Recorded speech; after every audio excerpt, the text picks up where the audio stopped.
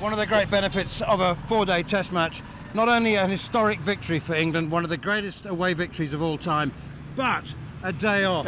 And we get to explore the city of Hyderabad. This is Ashok, our tuk-tuk driver. He's going to take us to see... I am from Hyderabad. This from Marriott Hotel. I am from this tuk-tuk driver, sir. Huh? We are going to see, Ashok's going to take us to go and see a massive statue of Dr. B.R. Ambedkar, who was one of the famous sons of the city of Hyderabad.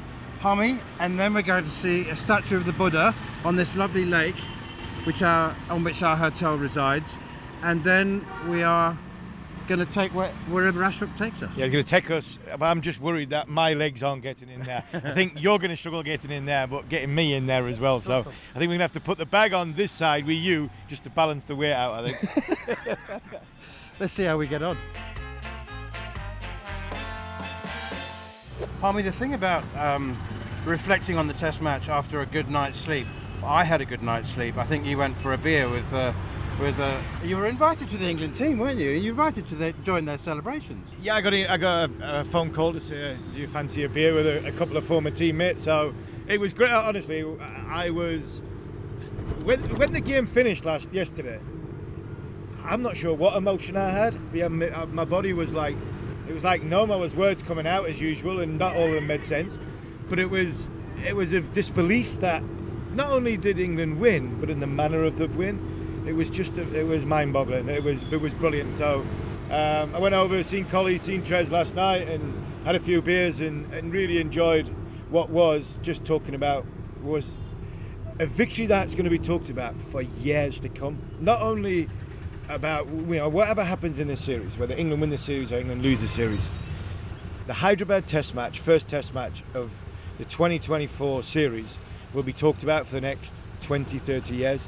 190 behind on first innings. 196 for Ollie Pope, 7 for 62 for Tom Hartley on debut after going at 10 and over in the first innings. It just shows you what character this team's got.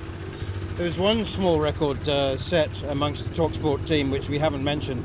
That's Harmy and I were on for the last stint, which took over half an hour, and then they claimed the extra half an hour, which went to 8. So I think we did a commentary stint of about an hour and 20 minutes. But Harmy, what's becoming obvious to me is that we were very, very excited, and we knew that history was being made. But it was only after reading comments and the records broken that the full impact of just how unusual that victory was. The numbers themselves, it's never ever happened. The largest deficit a touring team has overcome on first innings to win a test match was 62 runs, and that wasn't in the subcontinent. Yeah. It just shows you what this team is, and a lot of people, obviously, a lot of people were thinking, a lot of people had tickets out of here day 3. A lot of people were booking golf for day 4 and day 5. Nobody, and I say nobody, I reckon one person. I reckon there was one person in the world at the end of first innings, 190 deficit, thought England could win that test match. And unfortunately for England, it was the most important person, because I still believe that Ben thought he could win, and that's the mentality that Ben's got. Ben and Brendan have got, but Ben's got to deliver that on the field. And you talk about Tom Hartley and the struggles that he had in the first innings. He spoke after the game about the dressing room looking after him and getting round him, and the appreciation he had for his teammates.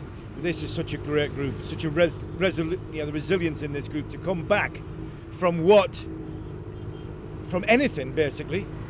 That's what makes it brilliant, and it's because of largely down to they're meant to believe they feel 10 foot tall because of their leader and the leadership group that they've got. So I think from that 190 behind, it's like still again, that's why it's like motionless at the end because of disbelief on what they've just achieved, and I don't think it's really sunk in.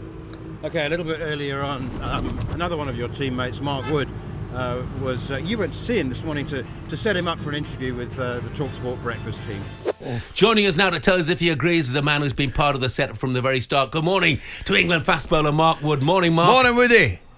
Morning, lads. All right. Oh, Yeah, listen, mate. I'll tell you, Woody, I've got to say, there's not very often a group of men can get me out of my bed at 6 o'clock in the morning, down on the couch with a blanket and a cup of tea and a bit of toast, mate. But that's exactly what happened yesterday. That was some game, mate. What a game! Tell us about it.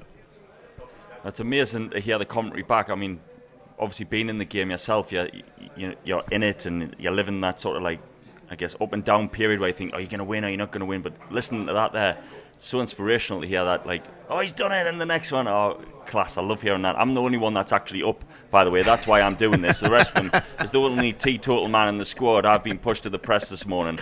The rest of them are nursing bad heads, I think. So, yeah, it's good to be here.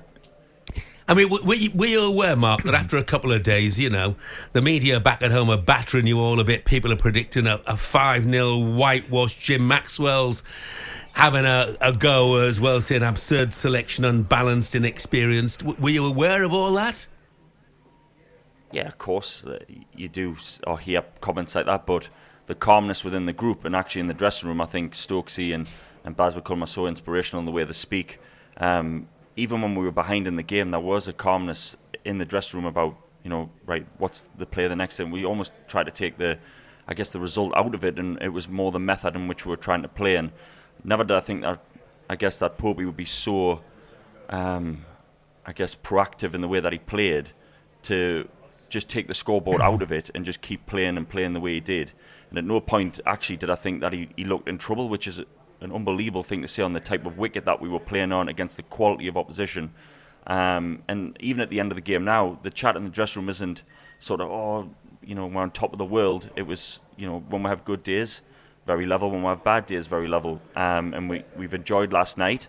But as well, we know, a bit of perspective. There's 4 games to go. But it's nice to, shut some of those doubters up, I guess. Yeah, well, it was a great start. I mean, just looking at some of the stats before it, England, India had won 43 of 46 or 47 at home. It's a remarkable record at home. They'd never been beaten when they'd taken a second innings lead of 100 into it. And you need things to go your way, obviously, when you go to a place like that. And they certainly did. You mentioned Ollie Pope's 196, which was ridiculous. Tom Hartley, I think it was 7 for 62 after being hit for a 6 in his first ball in his first innings. And then there was Stokes' run out, which was just absolutely ridiculous, mate. He's a freak, Stokesy, to be honest. He's just had knee surgery, and then he's pulling off stunts like that. So that was a massive turning point in the game. A little bit on Hartley, I think. Not just the fact that he came back and shown that character, but he was on debut as well. Yeah. Imagine all the emotions of it's your first game. You're taking in everything, the Barmy Army, the crowd. India's really loud in general when they get going. They even just knock a one like a single and they go mental. So he's taken all this in. He's had a tough start. They've got after him, but then he's shown that sort of character to come back. And I mean, phenomenal performance really. He's basically bowled it to a victory. And you'll never forget that. It'll never be taken away from him. Amazing achievement. I mean, it was absolutely staggering. What did the boys say to Tom Hartley after that opening spell in the match? Was there anything you could say to try and lift him? Well, like I mentioned, the dressing room was calm. So even when we were batting, it was calm. Same with the bowling. We chat when we come off. What can we do better? Maybe a little bit of tactics. But actually, I felt like the fact that Stokesy kept him on and kept him bowling showed faith in him. That even when it was tough, he could have easily took him off, and then other captains could bowl him at easier times. But he always bowled him at the tough times, or when we needed a wicket or something was going on. It seemed that Hartley then got the ball. Unfortunately, Leachy got injured, banged his knee, and it was humongous. I've never seen anything like it. But so that meant that Hartley had to become the main spinner. So then, almost it was quite tough for him in the fact that he had to take that on his shoulders, and I think that shows immense character, really. Would you what with the wicket, clearly a wicket for the spinners? You said Tom Hartley was unbelievable. Was there anything in the wicket at all for guys like yourself? Judging by the amount of wickets I got, I'm not really sure I was. I didn't mean that, mate. You know what I mean? No, I think Bumrah was the one that he really, I mean, he's done me dirty, really, hasn't he? I mean, he got 4 wickets and bowled like an absolute genius, and I couldn't get one off the straight. So he hasn't helped me out there. But I think it was a tough wicket, obviously, for Seema. You had to really pick those moments where the ball was either reversing or you felt you could get something out of it. But more of a spinner's wicket. I'm not sure what we're going to get in the next place, because obviously They've got 3 high-quality spinners, but we've just matched them in this game, so it certainly gives them something to think about. And we've got backup. We've got James Anderson on the bench, waiting to come in as well. So we're pretty confident, and we've proved, and hopefully we've had India have a think about how they're going to go about things. Brilliant. Tell me, Mark, does Joe Root mix with the bowlers these days? Is he regarding himself as a bowler batsman rather than the other way around? Yeah, he's trying to say that he's in the bowlers' union. I'm not quite sure he can get in there yet, but he did well. I want to ask you briefly again about the mindset. You mentioned that there's a calmness about the team, which Stokes and Brendan seem to have got involved in, and everyone seems calm. Is there an element of trying to do the opposite with the opposition? Because within your calmness, I mean, I'm looking at India yesterday, certainly with the bat, and they're doing things, coming down the wicket, having swipes and getting stumped and things like that. You put pressure on an opposition, even as great as a home nation like India, and they'll make mistakes. I think exactly right, Ali. But I think that's what we did. I think we put the pressure back on them with the bat, and I think that's what Stokes and Brendan's philosophy is all about. It's out. There might be moments in the game where we have to soak up pressure and take it on the chin, but when there's a chance to put it back on the opposition, that's when we take it. It's worth the risk almost. We try and take the result and the outcome out of it, and it allows lads to play with freedom. Almost right.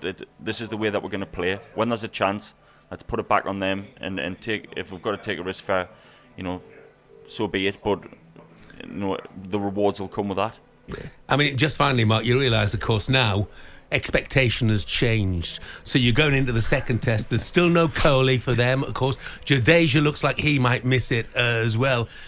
Do you see this as a big opportunity to put yourself in a real winning position in the series? Yes, I think so. I mean, there's self-belief in the group. I don't see why we go out there to win. Like I said, it's more important about the way that we try and play the cricket. I think that's, if we were to lose yesterday's game, I think we'd still be having the same chats in the dressing room about what we did well, how we went about things, Popey's knock. So yes, there is an opportunity there. We know that they're really strong. A bit of perspective, I know we've won one game, but they're really hard to beat in these conditions. So it's going to take another mammoth effort, but we're up for it. Woody, just a really small one before we go to the break. I know you let the lads have a well-earned long lie this morning. I'm just a little bit concerned I haven't heard from Harmison. Did he enjoy the hospitality just as much as you boys last night? Yeah, Harmy came into the team setup. I think he's got a bad head now. I'm not sure which way he's looking at us. He's just out of the camera here, but I'm not sure which direction he's looking at. So I'm sure he'll be all right. Well done, brilliant, mate. Congratulations. Mark. Thanks a lot. Yeah, absolutely fantastic. Well done, mate. Cheers, lads. One of the aims at the start of their leadership tenure for Ben Stokes and Brendan McCullum was to make the players feel 10 foot tall, to make them feel that anything was possible, which is why we're standing here. It's Dr. B.R. Ambedkar, the writer of the Constitution of India, the greatest democracy in the world.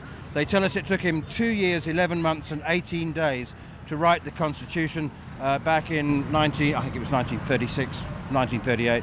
But a wonderful, fantastic achievement. I'll tell you what, Harmy, there's a few people around the world who've got statues, but when you've written the Constitution of the greatest democracy in the world, he deserves to have that. That's one of the biggest statues in the world. It's one of the biggest I've seen. It's grandeur, it's massive. He looks like he's got my trousers on, but he's a short fellow with my trousers on. But again, talking about Ben Stokes and Brendan McCullum, the feel-good factor, what it feels like to play for this team, what it's like to go in that dressing room. You must feel that big when you walk in the dressing room, and when Ben speaks, when Brendan speaks, when senior players speak. Jimmy Anderson was on the field for the short period yesterday, but you could see that when he came on the field, see the young lads going up to him and talking to him about different things in the game. That's what icons we've got in that dressing room, and because of the environment they've set, they're standing as tall as the fellow behind us. Just having a look, Harmy, what do you think? Leg spinning all rounder? No, he's got to be a batter. He's got to be a batter. If he's bright enough to write the Constitution and he's educated enough to write the Constitution, who on earth would be a fast bowler? There's not many brain cells when it comes to fast bowling department. So I think he might have a few more than what a fast bowler needs or a spin bowler needs. So I definitely think he's probably a number 3 and number 4 batter. A 1, from an education point of view, but probably the Indians could do with on day 4 in the afternoon? I think the reality is he didn't have time to play cricket. No, I don't think he did. This was Ben Stokes talking to Andrew McKenna after the game last night. 5 days ago we spoke, and I said to you that India have lost 3 games in the last 45 here, and it was going to be tough. Well, you've knocked that on the head. You've beaten them in 4 days, and you've done it coming from 190 runs down on first innings. Wow, what a performance. Yeah, I mean, well, tough. That was tough. You know, we had to be incredibly tough as a team, tough as individuals to allow us to be standing here talking in this manner. You know, coming away from here with the victory, just incredible. You know, going into our second innings with the bat being 190 runs behind, that's a very, very tough ask to be stood here now, especially against India, given, you know, their unbelievable record in home conditions. So, yeah, look, it's been an unbelievable 4 days. Couldn't be more proud of what we've managed to go there and achieve, and, you know, obviously some amazing and special individual performances. You know, Ollie Pope and Tom Hartley, obviously the standouts there. But yeah, look, it's got to enjoy moments like this. 4 more games left. You know, we know we've still got a very, very tough ask on our hands. Has it sunk in yet? We're, half an hour or so after the final wicket has gone down. Surely this is going to take some time to genuinely settle in for you to realise just what's happened. I think myself, the sort of, I don't know, personality and character I am, I feel like I'm quite good at staying pretty level as a person through, whether that be personal performances, team performances, and because, you know, obviously my main goal is what I think is the best for the team. And yeah, look, I've got 4 more games to try and get the best out of this team, try and get the best out of the individuals, and as long as I can keep doing that, that's what I'll try and focus on. But there's no doubt that I know what we've achieved, but, you know, as I said before, I know we've still got 4 games left. You've played in some incredible test matches. If we're having a sliding scale, how high is this one up on that list?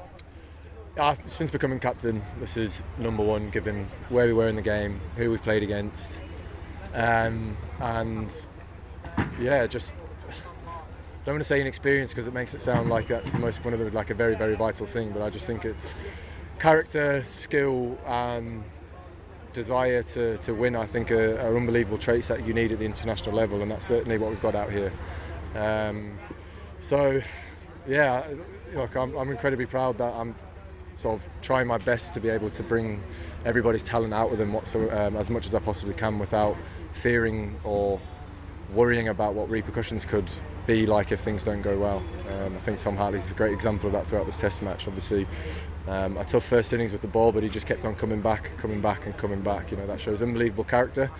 He ends up walking away with 7 for in the 4th innings and 9 for the match, so that's a very, very, very impressive debut. And I don't know if you know, that's actually the 2nd best figures by an England spinner on debut, the 7 for. That's a heck of a, as you say, a turnaround from the first innings. Yeah, and I guess don't want to. I guess it shows that allowing and giving people confidence to, I don't know, just back themselves and showing them that, you know, I've picked you because I believe in you, goes a long way. And if you just keep coming back the next ball, you let what's going go, focus on what's coming next, you know, it's amazing what you can achieve. A word about Ollie Pope, back into the side after injury, and that 196, he wasn't, unfortunately he couldn't get the double 100, but it was worth so many more than 196 to the team. Yeah, well, I think it's pretty, you know, he'll go, I got 196 in India, and they'll be like, oh, how'd you get out? Did you like nick one off or get bowled through the gate? I think it's pretty cool. You can say, no, I tried to reverse sweep Jasprit Bumrah and got bowled. So, but no, look, I've said it a couple of times already, but I've been, you know, lucky enough to witness some amazing Joe Root innings in subcontinent conditions. That's number 1. That was just amazing where we were in the game, the way in which he played on that wicket. You know, no one sort of knew. I don't think anyone had a real understanding of how to properly go about it, but the way in which Ollie committed to what he wanted to do, I think, is the most impressive thing. And look, it's been against Ashwin, Jadeja, Akshar Patel. That's very, very, very special knock. Just finally, you've touched on it a couple of times. This is only match number 1 of a 5-match series. Now it's about following it up. 4 years ago in the COVID series, of course, you won the first and then lost the next 3. Great to get 1, but it's only 1.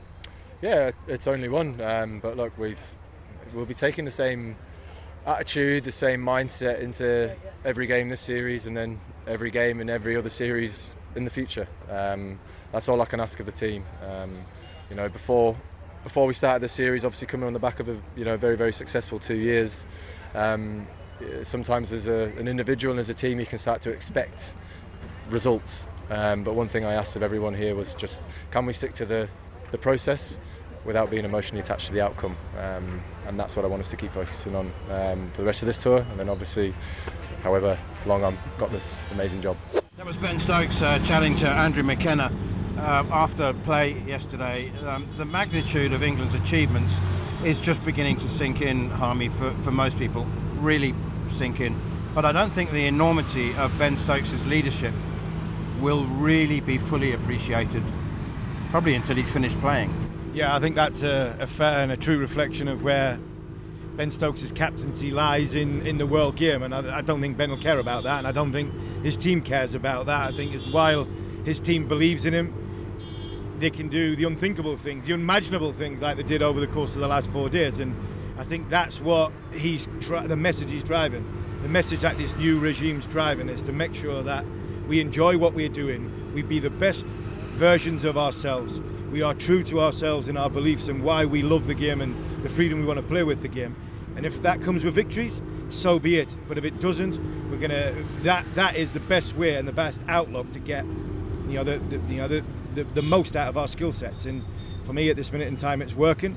And until people around the world understand how to combat Stokes' thinking from a captaincy point of view and leadership point of view, they'll come unstuck. And I think India came unstuck yesterday because I don't think they realised that they can't do it. Baseball can't work in India. Well, that's been said so many times. I've been guilty of that, probably on more than one occasion. Put my foot in it a couple of times before we even come out here. But when you look at it, that was brilliant. This last week was brilliant. And it's largely down to the belief and the leadership that Stokes is given these 15, 16 England cricketers that have performed for him over the course of his tenure as captain.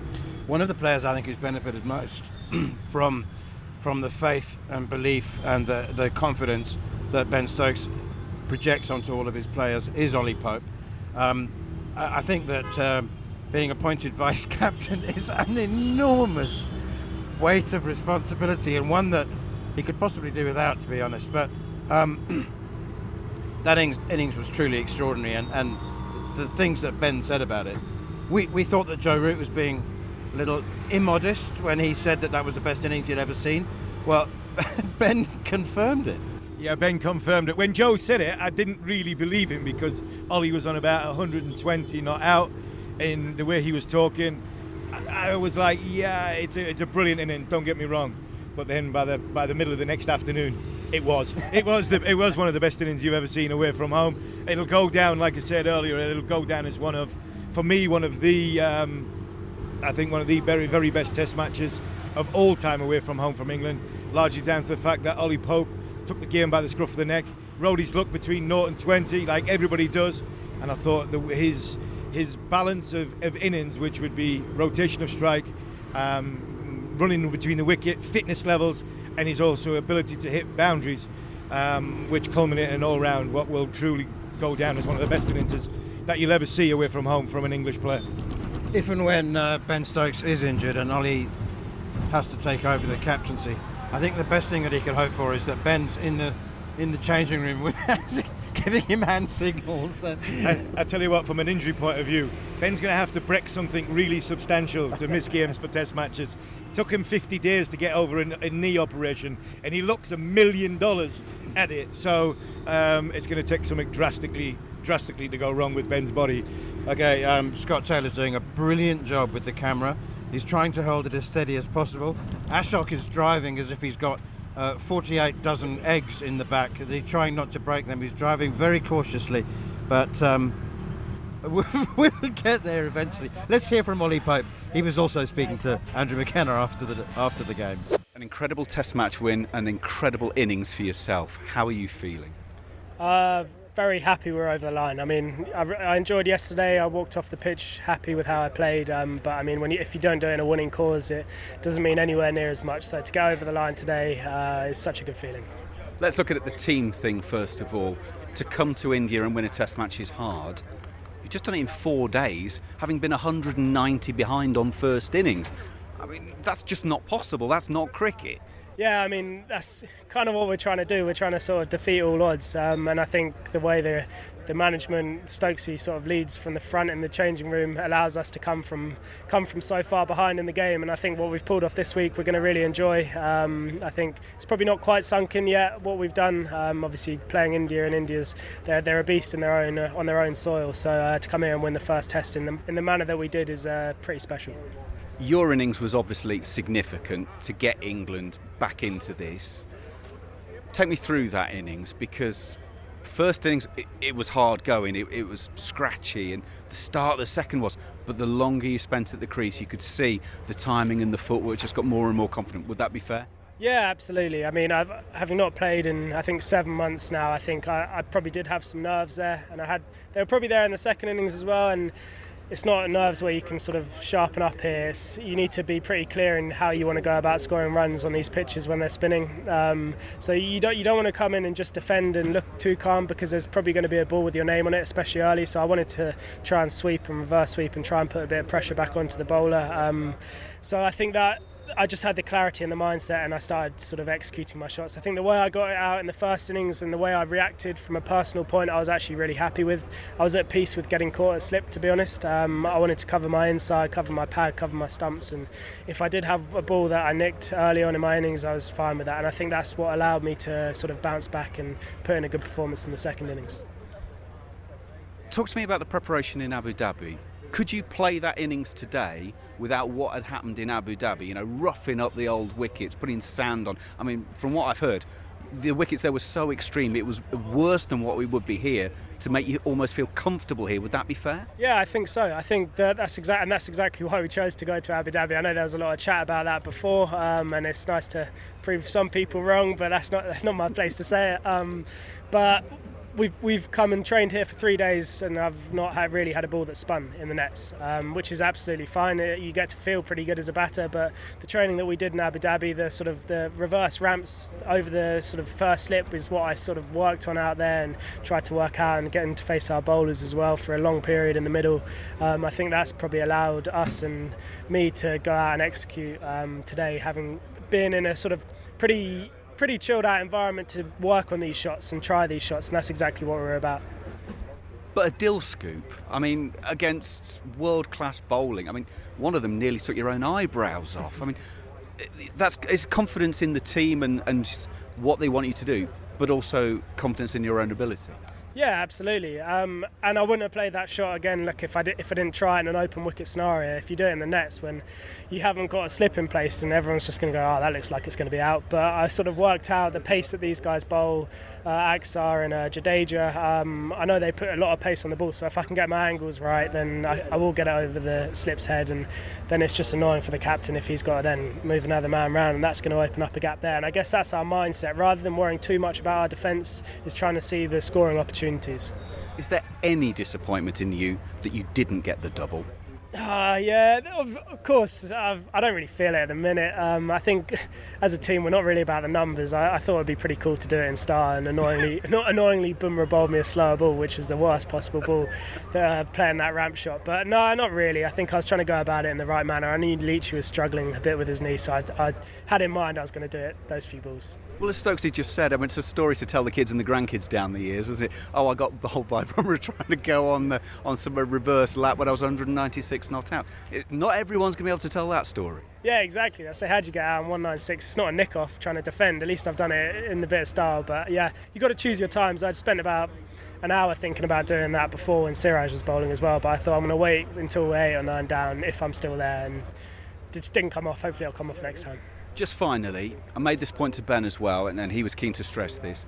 4 years ago in the COVID series, England went 1-0 up and then lost the next 3. It's great. We've got to enjoy this moment. It's one of the great test matches of all time.